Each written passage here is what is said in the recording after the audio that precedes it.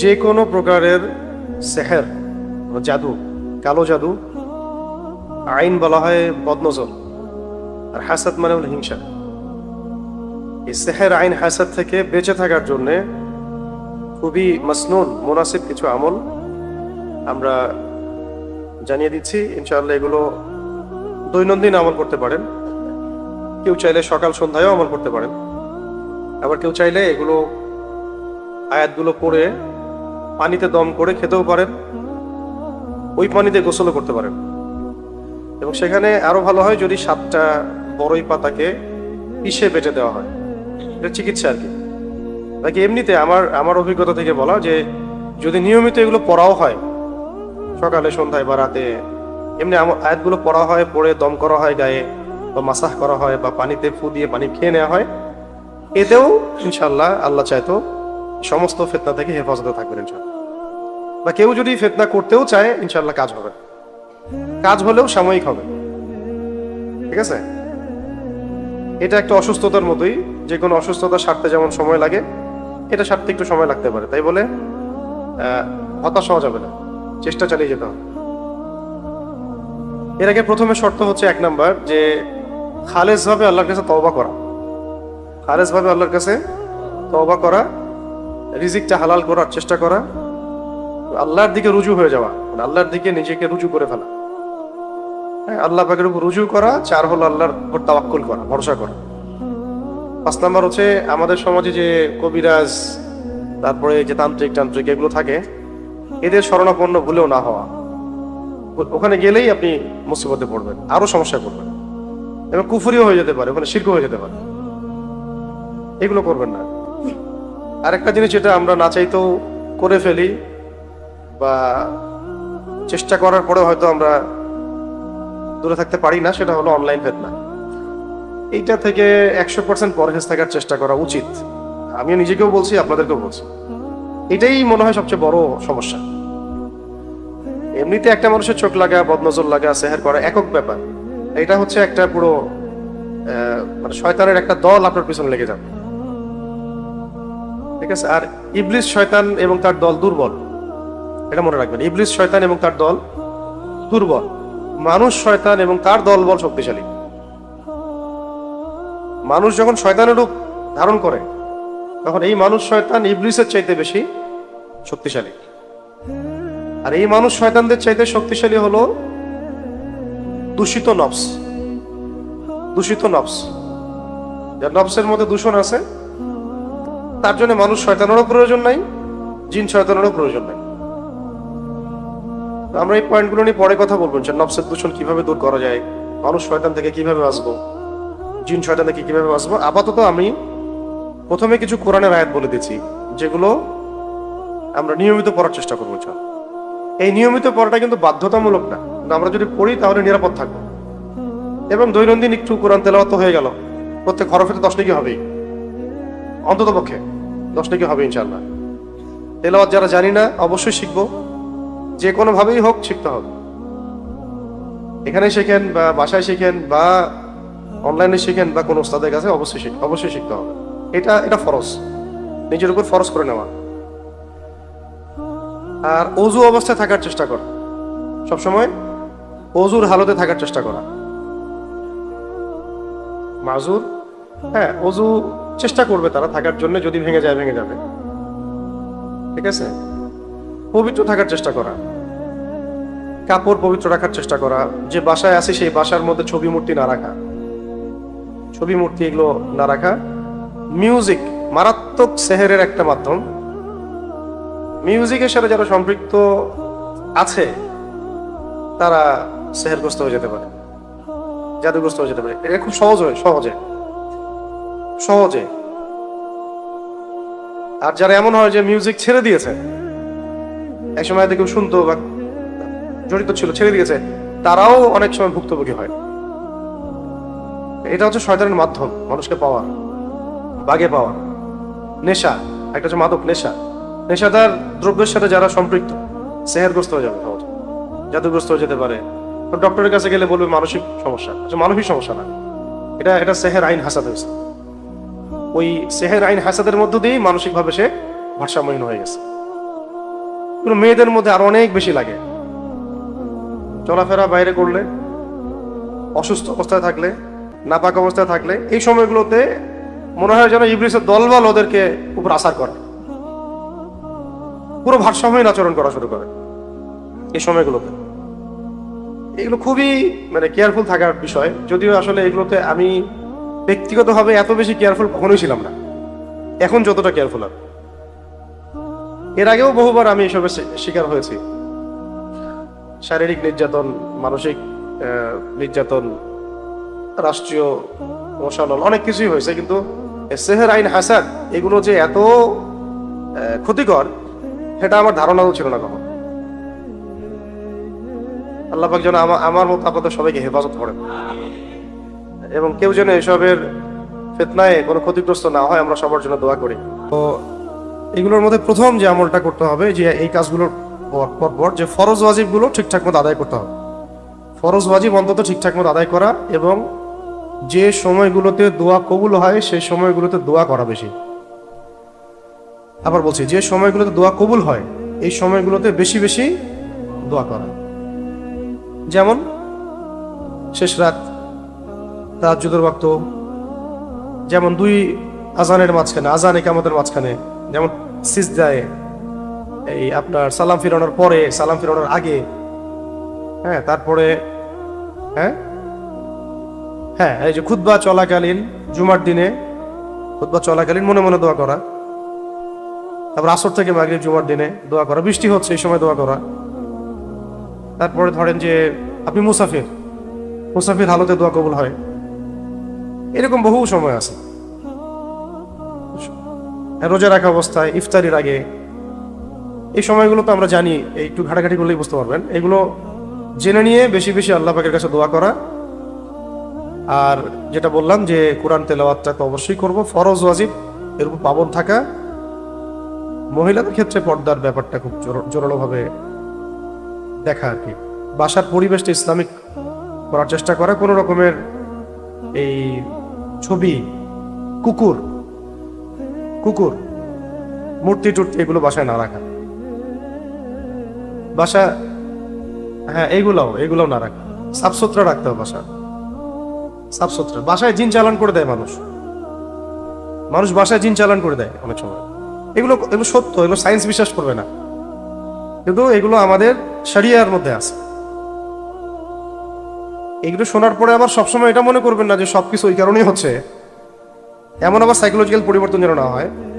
শক্ত থাকা, কিন্তু এটা সত্য, এটা হয়, কিন্তু এগুলো দুর্বল। যার উপর যত শক্তিশালী সেহের আইন হাসাদ হয়, তার মানে প্রতিক্রিয়াটা তত বেশি হয়। আর এগুলো খুব পারদর্শী এই তান্ত্রিকরা বেশিরভাগই বিধর্মী। আর এগুলোর ইফেক্টেড হয়ে যদি কেউ ডক্টরের কাছেও যায়, ডক্টর 3টা প্রশ্ন করে তারপরে ওকে অ্যান্টি ডিপ্রেশন একটা ওষুধ দিয়ে দিবে। মানসিক সমস্যা, আসলে ওই সমস্যার সলিউশন কি? সলিউশন তারা দিতে পারবে না। সলিউশন এখন দিতে কোরআন। সলিউশন কি? কোরআন, এইটাই সলিউশন। আর দোয়াগুলো সিজদা হালতে করাও খুব ভালো, এই সময় বেশি দোয়া কবুল হয়। আর দিনের একটা অংশে দোয়ার জন্য নিজেকে খালিজ করে নিতে হবে, যে এই সময়টাতে আমি দোয়া করবো শুধু। শেষ রাত হতে পারে, ফজরের পর হতে পারে, ইশরাকের আগে হতে পারে। যত দোয়া আল্লাহ পাকের কাছে হাত তুলে দোয়া করা। আর আমি সবচেয়ে বেশি উপকৃত হয়েছি ওমরাহ এর মধ্য দিয়ে।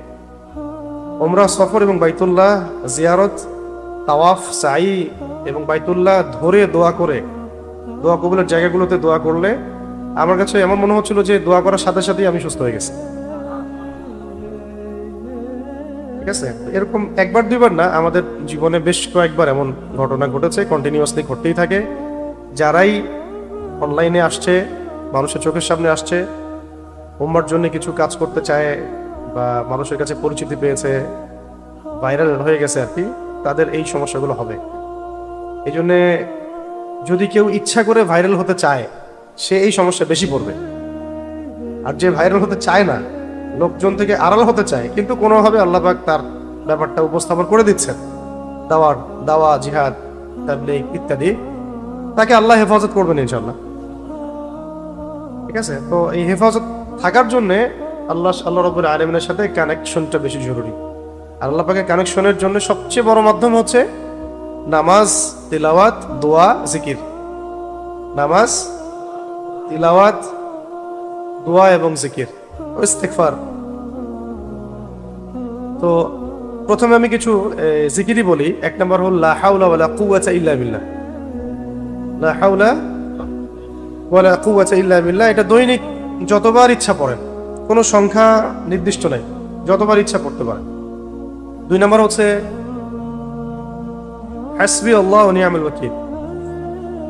হাসবি আল্লাহ ওয়া নি'মাল ওয়াকিল, এর সাথে এটাও হতে পারে নি'মাল মাওলা ওয়া নি'মান নাসির। এরপরে আস্তাগফিরুল্লাহ ওয়া আতুবু ইলাইহি। আস্তাগফিরুল্লাহ ওয়া আতুবু ইলাইহি, এটাও পড়তে পারেন। আরেকটা হচ্ছে লা ইলাহা ইল্লা আনতা সুবহানাকা ইন্নী কুনতু মিনাজ জালিমিন। লা ইলাহা ইল্লা আনতা সুবহানাকা ইন্নী কুনতু মিনাজ জালিমিন, এটাও খুব গুরুত্বপূর্ণ। আরেকটা হলো 5 নাম্বার আল্লাহুম্মা সাল্লি আলা মুহাম্মাদ ওয়া সাল্লিম।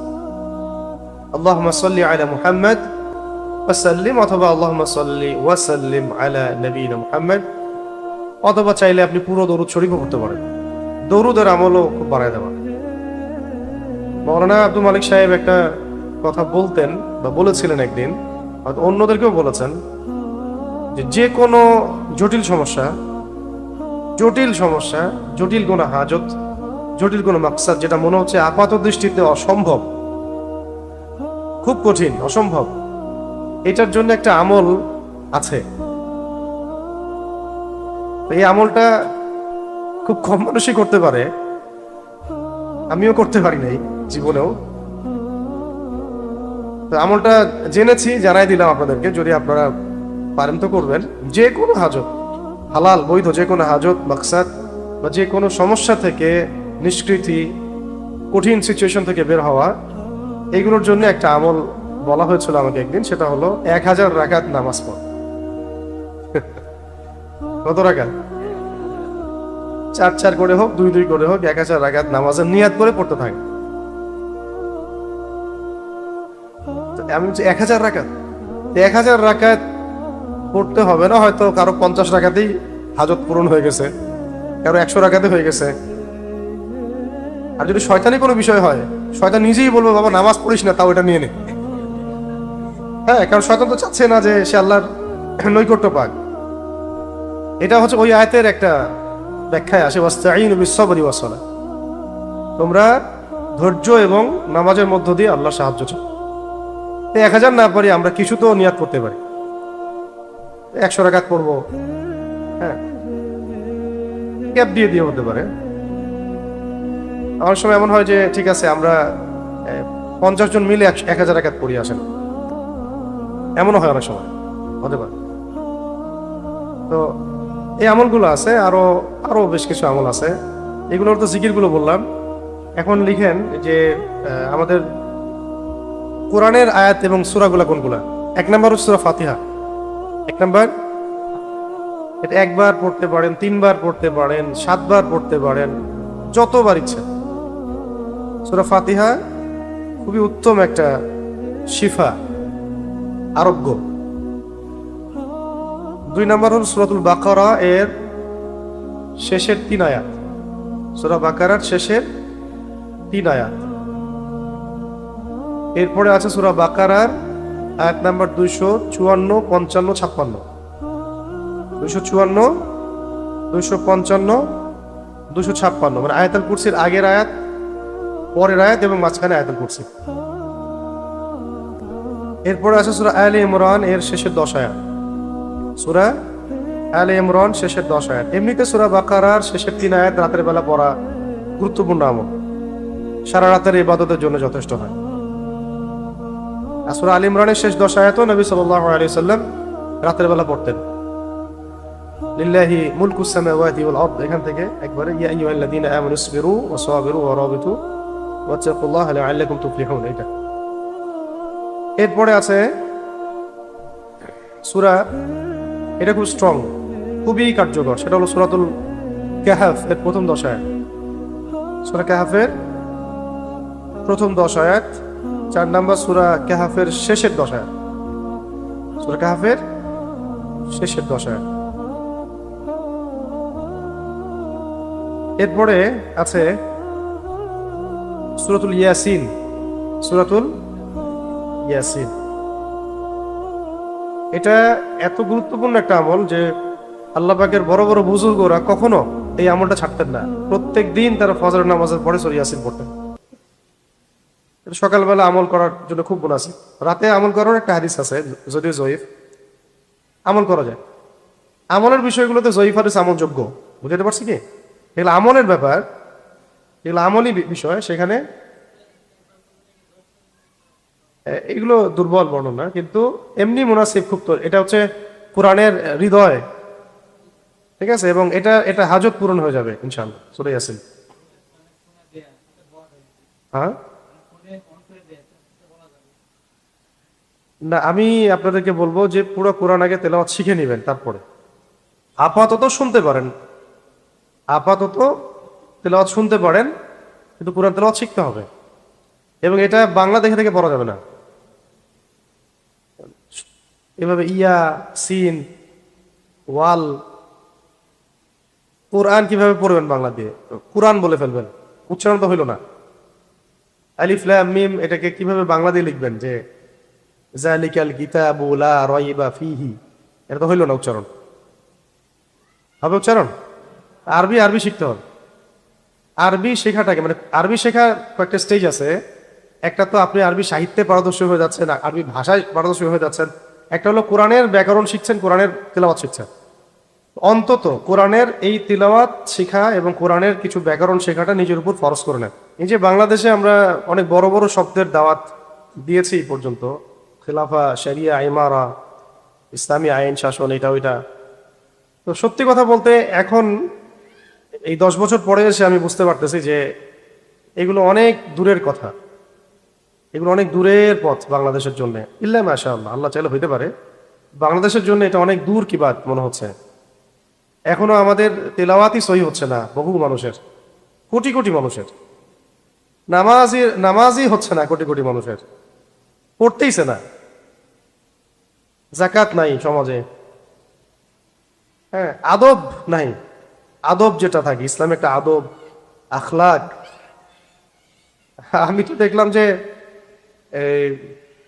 সমাজে, যে সমাজে ম্যাক্সিমাম মানুষ তালাকেরই মাসালা জানে না, ওই সময় আমি খিলাফা কায়েম করতে যাচ্ছি। কি মুসিবত! যে সমাজে মানুষ একটা সিম্পল একটা মাসালা জানে না, অজু, গোসল, এই নামাজের আহকাম আরকান, এটা তো সিম্পল মাসালা। তো আমার এখন ভাইদের প্রতি নাসিহা যে বিয়ের আগে তালাকের মাসালা জানা দরকার। মানে বিয়ে করার আগে তালাকের মাসালাগুলো জেনে নিতে হবে, ঠিক আছে? কয়টা কয়টা বলছে? একটা সূরা ফাতিহা বলেন তো আমাকে, সূরা বাকারার শেষের 3, সূরা আল ইমরানের শেষের 10, কাহফের প্রথম 10, শেষের 10, সূরা ইয়াসিন। এবার লিখেন 6 নম্বর, এটা 7 নম্বর সূরা সফফাত লিখেন। সফফাত, সূরা সফফাত।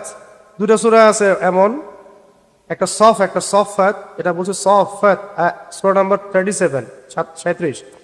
এই সূরার প্রথম 10 আয়াত, এই সূরার প্রথম 10 আয়াত। এরপরে লিখেন সূরা আর রহমান। সূরা আর রহমানের আয়াত নাম্বার হচ্ছে 34 নম্বর আয়াত থেকে শুরু করে 45 পর্যন্ত। কটা হয়েছে? 8টা। সূরা কলাম, সূরা কলাম এর শেষের 2টো আয়াত, সূরা কলামের শেষের 2টো আয়াত।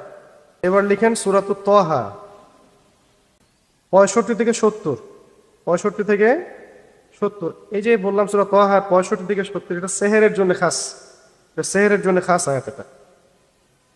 আর যেটা বললাম সূরা কলাম এর শেষের 2 আয়াত, এটা বদনজরের জন্য খাস। এবার যে একটা বলতেছি, একটা সম্পর্কে সাহাবী আব্দুল্লাহ বিন মাসউদ রাদিয়াল্লাহু আনহু, মানে এমন একটা অবস্থা ছিল যে এক মারাত্মক অসুস্থ ব্যক্তি এই ধরনের সমস্যায় মানে পাগলের মতো আচরণ করতেছে। তার কানের কাছে গিয়ে তিনি আয়াতগুলো পড়ে ফু দিয়েছিলেন, সাথে সাথে সে ব্যক্তি ভালো হয়ে গেছে। এবং এটা নবী করিম সাল্লাল্লাহু আলাইহি ওয়াসাল্লাম জিজ্ঞাসা করছেন যে কোন আয়াত পড়ছো তুমি? আব্দুল্লাহ বিন মাসউদ রাদিয়াল্লাহু আনহু বলছেন যে আমি এই আয়াতগুলো পড়ছি ইয়া রাসূলুল্লাহ। তখন তখন তখন নবী করিম সাল্লাল্লাহু আলাইহি ওয়াসাল্লাম বলেছিলেন যে তুমি যে আয়াতগুলো পড়েছো এই আয়াতগুলো যদি ইয়াকিনের সাথে পড়ে পাহাড়কে আদেশ করা হয় এখান থেকে সরে যাও, পাহাড়ও সরে যাবে।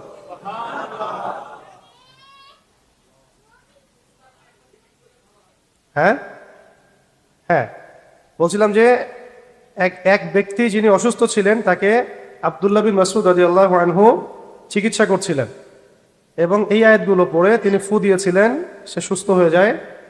তখন নবী করিম সাল্লাল্লাহু আলাইহি ওয়াসাল্লাম বলেছিলেন যে তুমি কোন আয়াতগুলো পড়েছো? তখন তিনি যখন এই আয়াতগুলোর কথা বললেন, এটা সূরাতুল মুমিনুন, সূরা মুমিনুন, ক্বাদ আফলাহাল মুমিনুন এই সূরার মধ্যে আছে।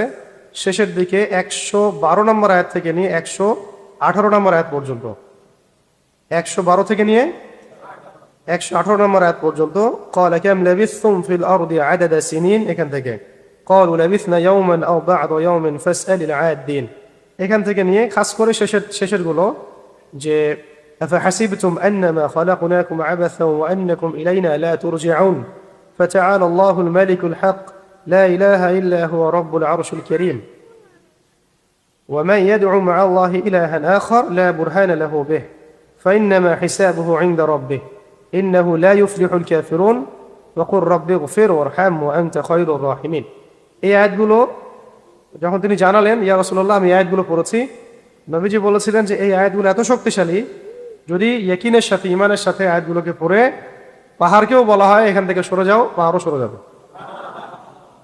ঠিক আছে, কটা হলো? অনেকগুলো হয়ে গেছে। আচ্ছা, আর হচ্ছে সূরাতুল হাশর এর শেষের 3 আয়াত, সূরা হাশর শেষের 3 আয়াত কোনটা? এটা জানেন? সূরা হাশর শেষের 3 আয়াত হুয়াল্লাহুল্লাযী লা ইলাহা ইল্লা আসছে। আম্মা পাড়ার মধ্যে কিছু সূরা আছে, লিখুন। আম্মা পাড়ার মধ্যে খাস করে আমি কয়েকটা সূরার নাম বলে দিচ্ছি। সূরা কদর, সূরা কদর, ইন্না আনজালনাহু ফি লাইলাতুল কদর, চাইলে এটা আপনি 3-4 বারও পড়তে পারেন। 2 নম্বর হলো সূরা জিলজাল, ইযা যুলজিলাতিল আরদু জিলজালাহা। ঢাকাবাসীর এই সূরাটা বেশি করে পড়া দরকার। ঠিক আছে, কে জানে হয়তো আল্লাহ পাক এই সূরার বরকতে হেফাজত করে ফেলতে পারেন আমাদেরকে। এটা যে ঝুলতেছে আমাদের মাথার সামনে, এটা কি বুঝতে পারেন? আল্লাহ পাক আমাদেরকে এই আযাব থেকে হেফাজত করেন। আচ্ছা, সূরা জিলজাল, এরপর সূরা তাকাসুর, আলহাকুমুত তাকাসুর হাত্তা যুরতুমুল মাকাবির, এটা ঠিক আছে। এরপর সূরা আদিয়াত, বলে আদিয়াতি দাবহান ফালমুরিয়াতি কদহান ফালমুগীরাতি সুবহা, এই সূরা হইছে। এখানে কয়টা বললাম? সূরা কদর, জিলজাল, তাকাসুর, আদিয়াত। সূরা আলাম নাশরাহ লাকা সাদরাক, সূরা আলাম নাশরাহ লাকা সাদরাক, এবং সূরা ফিল, আলাম তারা কাইফা ফাআলা রাব্বুকা বিআসহাবিল ফিল। হ্যাঁ, এই দুটা আলাম নাশরাহ লাকা সাদরাক আর সূরা ফিল, আলাম তারা কাইফা ফাআলা রাব্বুকা বিআসহাবিল ফিল। এরপরে সূরা কাফিরুন থেকে সূরা নাস, ছেড়ে দাও। সূরা কাফিরুন থেকে সূরা নাস, ঠিক আছে। কতগুলো হয়েছে? এইগুলো, এই আয়াতগুলো, সামনে যে জিকিরগুলো বললাম, এইগুলো নিয়মিত যদি আমরা করতে পারি ইনশাআল্লাহ, আল্লাহ চাইতো আমাদের নিজেদের ব্যক্তি জীবন, পারিবারিক অন্যান্য সমস্যাগুলো থেকে, সন্তান, সংসার, অন্য যে কোনো অসুস্থতা বা ওয়াসওয়াসার রোগ বা জিনগ্রস্ততা বা জাদুগ্রস্ততা, আল্লাহ চাইতো কেটে যাবে ইনশাআল্লাহ। এটা হলো সেলফ রুকিয়া, এটার জন্য কারো কাছে যেতে হবে না।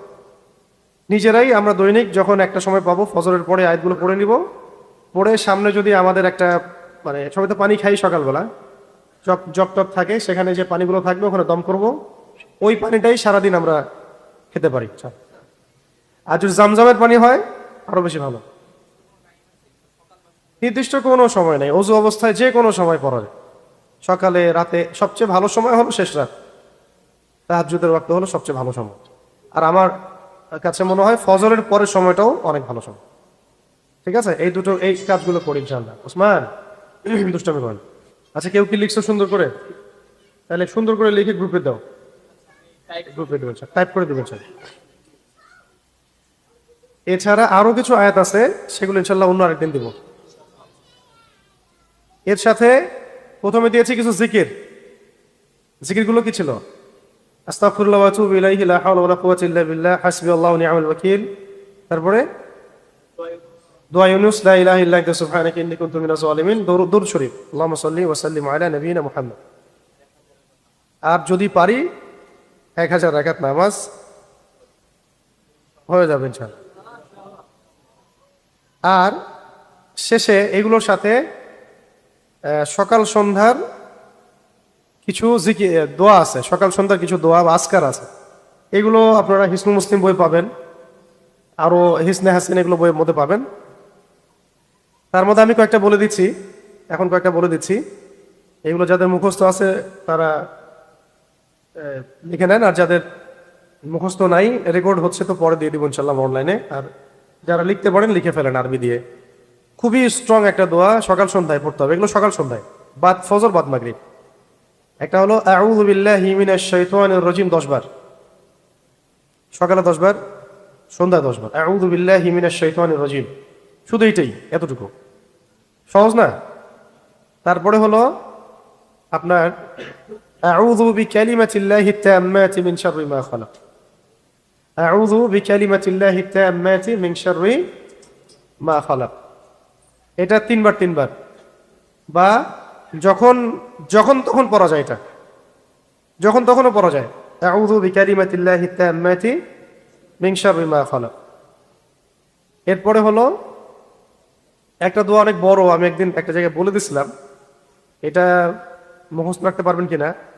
আউযু বিকালিমাতিল্লাহি তাম্মাতিল্লাতি লা ইউজাউযুহুন্না বাররুন ওয়ালা ফাজির। এটা বড় দোয়া আছে। মিন শাররি মা ইয়ানজিলু মিনাস সামাই ওয়া মা ইয়া'রুজু ফিহা ওয়া মিন শাররি মা যারা'a ফিল আরদি ওয়া মা ইয়াখরুজু মিনহা ওয়া মিন শাররি ফিতানিল লাইলি ওয়ান নাহার ওয়া মিন শাররি তাওয়ারিকিল লাইল ইল্লা তাওয়ারিকা ইয়াতরুকু বিখাইরিন ইয়া রাহমান। বেশি বড় এটা, তবে এটাও হিসনুল মুসলিম সহ অন্যান্য জায়গায় আছে। ঠিক আছে, এটাও পড়তে পারেন। এই দোয়াটা একটা বড় ফজিলত আছে। একবার ইবলিস তার পুরো বাহিনী, ব্যাটালিয়ন নিয়ে আমাদের নবী সাল্লাল্লাহু আলাইহি ওয়াসাল্লামকে আক্রমণ করতে চাইছিল আর কি। তখন জিবরাইল আলাইহিস সালাম এসে আমাদের নবীজিকে বলেছিলেন যে আপনি এই দোয়াটা পড়েন। এই দোয়াটা পড়ার ফলশ্রুতিতে ইবলিস আর তার পুরো ব্যাটালিয়ন নবী সাল্লাল্লাহু আলাইহি ওয়াসাল্লামের কোনো ক্ষতি করতে পারেনি। এছাড়া 4 নম্বর হলো বিসমিল্লাহিল্লাযী লা ইয়াদুররু মা ইসমিহি শাইউন ফিল আরদি ওয়ালা ফিস সামা ওয়া হুয়াস সামিউল আলিম। এই হলো 4টা। এর মধ্যে সহজ তো 3টা। একটা হলো আউযু বিল্লাহি মিনাশ শাইতানির রাজিম, এরপরে ওই যে বললাম আউযু বিকালিমাতিল্লাহি তাম্মাতি মিন শাররি মা খালাক। আরেকটা হলো বিসমিল্লাহিল্লাযী লা ইয়াদুররু মা ইসমিহি শাইউন ফিল আরদি ওয়ালা ফিস সামাই ওয়া হুয়াস সামিউল আলিম। মনে রাখতে পারবেন না, এই জন্য একদিনে সব দিতে চাচ্ছি না, আরো অনেক আছে, আরো দিব। এগুলাই আমল করেন, এগুলো আগে মুখস্থ করেন, পরের তালিমে আমাকে আবার মনে করাই দিয়েন ইনশাল্লাহ। আবার পড়া যাবে, পড়া যায়, এটা ভালো আমল, পারলে পড়বেন অবশ্যই। ফরজ না, নফল আমল। এগুলো প্রসঙ্গক্রমে বলে ফেললাম যে আমরা সেহের, আইন, হাসাদ বা যে কোনো রকমের অনাকাঙ্ক্ষিত যে ক্ষতিগুলো, এগুলো থেকে বাঁচার জন্য এই আমলগুলো করব। সকালে, সন্ধ্যায়, যদি পারি 2 বেলা, না পারলে অন্তত 1 বেলা, অথবা যখনই ইফেক্টেড মনে হবে তখনই করা যায়। এইগুলো করা যায়, পরে দম করা যায়, অন্যকেও দম করা যায়, নিজেকেও করা যায়। তারপরে পানিতে দম করে সেই পানি খাওয়া যায়। আবার ওই 7টা বড়ই পাতা পিষে ওই গোসলের পানিতে দিয়ে এই আয়াতগুলো পরে দম করে গোসল করলে সাথে সাথেই ভালো হয়ে যাবে। এমনও মনে হবে যে সাথে সাথেই ভালো লাগতেছে।